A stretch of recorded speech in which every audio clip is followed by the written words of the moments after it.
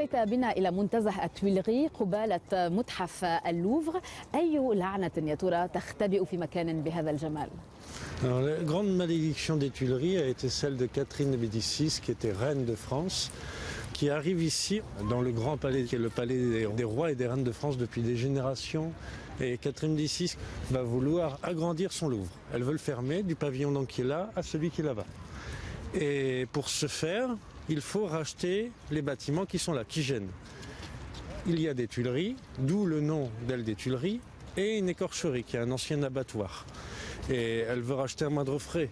Et le fait est que les Tuileries sont vendues à moindre frais. Mais il y a une écorcherie dans laquelle il y a Jean l'écorcheur. Donc un écorcheur, c'est celui qui va récupérer la peau des animaux. Mais Jean l'écorcheur, lui, ne veut pas revendre à moindre frais.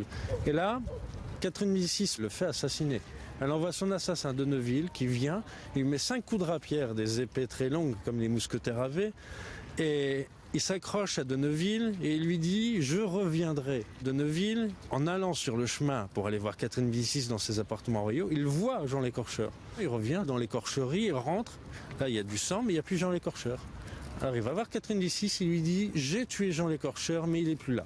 Le lendemain matin, Cosimo Ruggieri, qui est le voyant de Catherine Médicis, vient la voir et lui dit « J'ai vu un homme rouge qui m'a prédit que vous allez mourir près de Saint-Germain, que les Tuileries s'en iraient dans un brasier organisé contre le monarchie si vous les construisez. » Alors elle dit « Je vais les construire quand même », jusqu'au moment où elle a peur. Donc elle quitte le Louvre, parce que juste derrière, il y a l'église de Saint-Germain, l'Auxerrois. Elle va partir vivre dans tous les endroits possibles et imaginables, en évitant toujours Saint-Germain.